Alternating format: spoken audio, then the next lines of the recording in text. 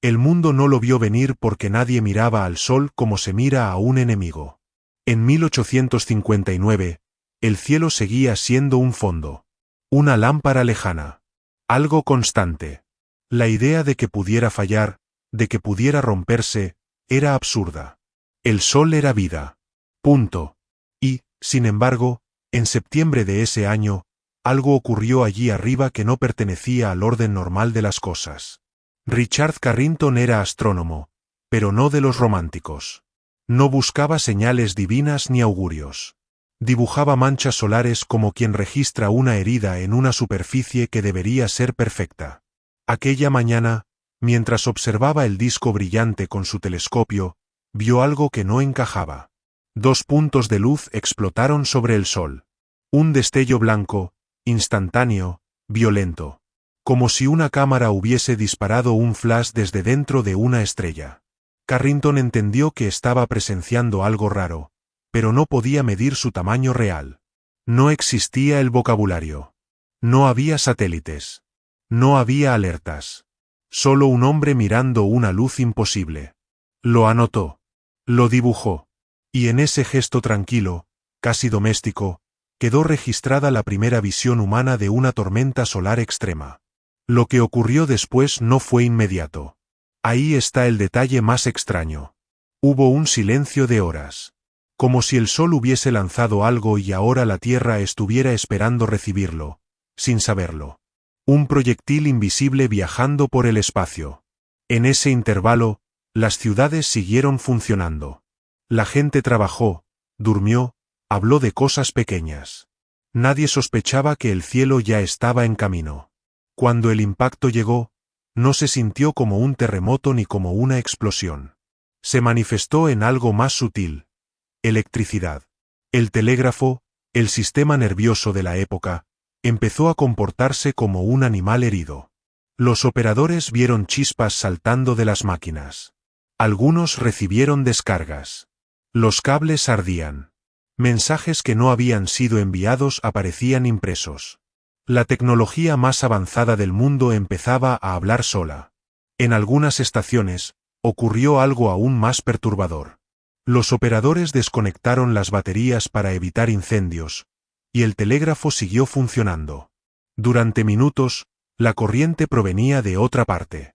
No de un generador humano, sino del propio planeta cargado por la tormenta. Como si la Tierra hubiese sido enchufada directamente al Sol y el sistema eléctrico estuviera recibiendo energía cruda, sin control. Al mismo tiempo, las noches cambiaron. Auroras boreales aparecieron donde jamás deberían. En Cuba. En Hawái. En el sur de Estados Unidos. El cielo se volvió verde, rojo, púrpura. La gente despertó pensando que era un incendio. Otros creyeron que era el fin. En algunos lugares se podía leer un periódico bajo esa luz. Un resplandor alienígena sobre ciudades que aún no sabían lo vulnerables que eran. Los relatos de la época suenan casi míticos porque nadie tenía un marco para entenderlos. Pastores hablando de cielos encendidos. Marineros guiados por una aurora como si fuera un amanecer falso. Hombres mirando hacia arriba con una mezcla de belleza y miedo. El sol no estaba solo brillando, estaba interfiriendo. Y en algún lugar, muy abajo, las primeras máquinas ya estaban empezando a fallar. Hoy sabemos que aquello fue una eyección de masa coronal. Una nube de partículas cargadas lanzada a velocidad brutal. No era luz, era materia. Una tormenta magnética golpeando el campo de la Tierra y deformándolo. En 1859, esa explicación no existía. Solo existía el efecto. Un mundo que empezaba a electrificarse de forma errática, como si algo invisible estuviera pasando corriente por sus venas. Lo perturbador es que el planeta era tecnológicamente simple. Unas líneas de telégrafo. Algunas redes eléctricas incipientes. Y aún así, bastó para provocar fallos, incendios, caos. La tormenta no necesitó computadoras. No necesitó satélites. Solo necesitó un conductor. Un hilo de cobre extendido sobre el mundo para demostrar que el cielo podía entrar en el sistema. El evento Carrington no destruyó la civilización porque todavía no había mucho que destruir. Fue un aviso antes de tiempo. Una grieta en la ilusión de control. La prueba de que la estrella que nos alimenta también puede saturar, quemar, colapsar. La misma fuente de vida puede convertirse, durante unas horas, en una amenaza geomagnética. Y lo más extraño es esto: no fue un ataque. No fue una guerra. No hubo intención. Solo física. Solo energía. El Sol hizo lo que el Sol hace, y la humanidad, por primera vez, sintió que el cielo podía alcanzar sus máquinas. En 1859, la civilización sobrevivió con cicatrices pequeñas. Pero la pregunta real quedó suspendida en el aire, sin que nadie la formulara aún. ¿Qué ocurriría si algo así volviera a pasar, ahora? El Carrington de 1859 fue un golpe contra un mundo con pocos cables. Una sacudida a una civilización que aún funcionaba con vapor, papel y distancia. Lo que lo convierte en una advertencia real no es lo que destruyó entonces, sino lo que reveló: la Tierra puede ser atravesada por energía solar de una forma que no pide permiso. Y desde entonces, todo lo que hemos construido se ha convertido en una invitación. Porque el planeta moderno no está unido por telégrafos, sino por algo mucho más delicado. Redes eléctricas continentales. Satélites que sincronizan el tiempo. Sistemas de navegación que sostienen aviones, barcos, logística militar, comercio global. La tecnología ya no es una herramienta externa. Es el entorno. Y ese entorno está conectado a través de campos electromagnéticos que no controlamos del todo. Una tormenta geomagnética extrema no rompe cosas como un martillo. Las sobrecarga. Induce corrientes en líneas largas, en transformadores gigantescos, en infraestructuras diseñadas para estabilidad, no para caos solar. La electricidad no desaparece, se vuelve errática. Y en esa oscilación, las redes empiezan a fallar no por debilidad, sino por exceso. Los transformadores de alta tensión son un buen ejemplo. Son enormes, únicos, imposibles de improvisar. Si uno muere, no se reemplaza en días. Se reemplaza en meses, y mientras tanto, una ciudad entera se queda esperando. Algunos, en años. Si un evento como Carrington dañara un número suficiente de ellos, no sería un apagón de horas. Sería un colapso de reparación lenta. Un mundo funcionando a oscuras no por drama, sino por reparación imposible. Los satélites tampoco son inmunes. Un evento solar extremo puede alterar sus componentes, degradar paneles, interrumpir comunicaciones. GPS, telecomunicaciones, predicción meteorológica, transacciones financieras sincronizadas, todo depende de una precisión orbital que parece sólida solo porque nunca la vemos. El cielo está lleno de máquinas frágiles. Un Carrington moderno no solo apagaría ciudades. Desorientaría a todo el planeta.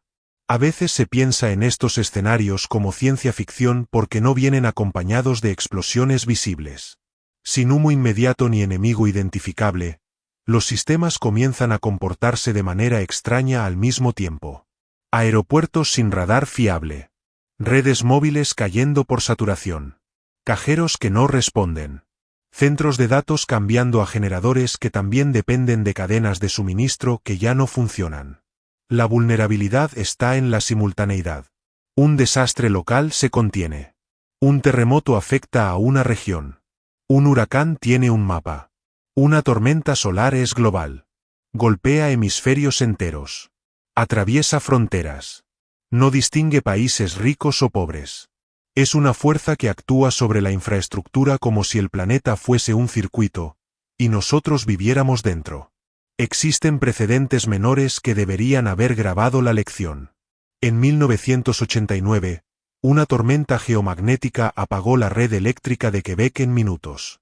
6 millones de personas sin luz. No fue Carrington, ni de lejos, pero demostró que incluso en el siglo XX una perturbación solar podía tumbar un sistema moderno con rapidez quirúrgica. Y sin embargo, la conciencia pública es mínima.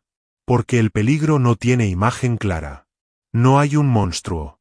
No hay un cráter. Solo una especie de silencio tecnológico. Un mundo donde todo sigue en pie, pero nada responde. La civilización convertida en arquitectura sin pulso. La dependencia total revelada en el instante exacto en que el flujo eléctrico deja de ser confiable. Los planes de mitigación existen, pero en salas de control y centros eléctricos la realidad es incómoda. Proteger redes enteras cuesta fortunas, y el evento extremo es estadísticamente raro. Así funciona la trampa humana. Nos preparamos para lo frecuente. Ignoramos lo que ocurre una vez por siglo. Este episodio pertenece a esa categoría. Lo bastante infrecuente para ser olvidado, lo bastante grande para redefinirlo todo. Hay una pregunta que los científicos repiten con cautela. No es si volverá a pasar, sino cuándo. El Sol no ha cambiado. Nosotros sí. Hemos llenado el cielo de satélites y la Tierra de líneas conductoras. Hemos construido una civilización que late en corriente alterna. Y al hacerlo, hemos creado una sensibilidad nueva. Un sistema global que puede apagarse sin una sola bomba. Carrington no es el pasado. Es una sombra estadística orbitando el futuro. Un recordatorio de que hay fenómenos que no negocian, no avisan y no se detienen por voluntad humana. En 1859, el mundo lo vio como una rareza luminosa. Hoy, sería otra cosa. El instante en que comprendemos que nuestro siglo depende, literalmente, del humor del Sol. Y lo peor es esto. No es una historia del pasado. Hemos estado más cerca de lo que parece. Y el próximo destello podría no dejarnos tiempo para contarlo. La idea de un evento como aquel suele tratarse como un escenario hipotético. Pero el problema es que el Sol no trabaja con hipótesis. Trabaja con ciclos. Con acumulación. Con liberaciones repentinas.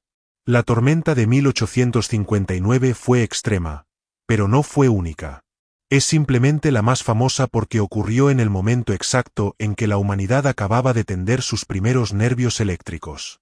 En décadas recientes, los registros se acumulan en archivos científicos y bases de datos solares. Gráficas, fechas y picos de actividad que muestran tormentas importantes, aunque menos conocidas. Algunas pasaron rozando. Otras golpearon parcialmente. Cada una dejó una señal. El recordatorio de que el sistema sigue ahí arriba, funcionando sin descanso, produciendo explosiones que a veces apuntan directamente hacia nosotros. En 2012, por ejemplo, ocurrió un evento solar masivo que muchos científicos consideran potencialmente comparable a Carrington. La diferencia fue simple y aterradora. No impactó la Tierra por cuestión de días. Una desviación mínima en la órbita. Un margen cósmico. Si hubiese llegado de lleno, habría golpeado un planeta completamente dependiente de satélites, redes y sincronización digital. Eso cambia la percepción. No estamos hablando de una posibilidad abstracta dentro de siglos. Estamos hablando de que ya ha ocurrido algo similar en nuestra era tecnológica, y solo falló el ángulo. El universo no nos protegió. Solo tuvimos suerte. Y la suerte no es un sistema de defensa. Cuando se describe un apagón global, la mente imagina oscuridad. Pero el verdadero colapso no es la falta de luz. Es la pérdida de coordinación. La vida moderna está basada en que todo ocurre a tiempo. Transporte, medicinas, agua potable, refrigeración, comunicaciones. La electricidad no es comodidad. Es estructura. Sin energía estable, las ciudades no se convierten en ruinas instantáneas, pero entran en un estado extraño. Funcionan a medias. Semáforos muertos. Bombas de agua detenidas. Hospitales en modo emergencia. Y supermercados vaciándose en horas, no por pánico, sino porque el mundo depende de un flujo que ya no llega. Matemática simple. Millones de personas consumiendo recursos que ya no se reponen. Y entonces aparece el segundo nivel, el más silencioso. Internet no es una nube, es una red física. Centros de datos, fibra, enrutadores, sistemas refrigerados. Todo eso necesita corriente constante. Un evento así no rompería Internet como concepto, pero podría fragmentarlo, degradarlo, volverlo intermitente, como una voz que se corta en el momento en que más la necesitas. El impacto psicológico sería inmediato. Porque estamos acostumbrados a que el fallo tenga explicación humana. Un ataque, una guerra, un error político. Aquí no habría culpable. No habría negociación. Solo un cielo despejado sobre una civilización que de pronto no puede sostener su propia complejidad. Las agencias espaciales monitorean el Sol desde centros de vigilancia donde enormes pantallas muestran la superficie solar en tiempo real. Satélites dedicados observan cada erupción, cada cambio brusco, cada destello que podría activar protocolos de alerta. Algunas redes eléctricas pueden desconectarse preventivamente. Pero todo depende de tiempo, coordinación y preparación. Un evento lo bastante rápido, lo bastante grande, podría superar cualquier margen operativo. Lo más incómodo es que Carrington funciona como espejo. Nos obliga a admitir que la tecnología no es una conquista definitiva. Es una capa frágil sobre un planeta expuesto a fuerzas astronómicas. Hemos domesticado muchas cosas, pero no el espacio. No la estrella que nos ilumina. Vivimos bajo una energía que también puede saturarnos. Y quizá esa es la lección más incómoda. El mayor riesgo no siempre viene de lo que tememos. No siempre es una guerra. No siempre es un enemigo visible. A veces es algo tan cotidiano como el amanecer. Algo que creemos eterno. Hasta que, durante unas horas, se comporta de otra forma. El evento Carrington no fue solo una descarga solar. Fue un mensaje adelantado a su tiempo. Una demostración de que el mundo puede apagarse sin explosiones, sin invasiones, sin ruido. Solo con un destello blanco en la superficie del Sol. Y la pregunta no es si volveremos a verlo. La pregunta es si, cuando ocurra, aún tendremos luz suficiente para entender lo que está pasando. Y si este tipo de grietas te persiguen en la realidad, entonces ya estás dentro de las crónicas del abismo. Hasta el próximo caso.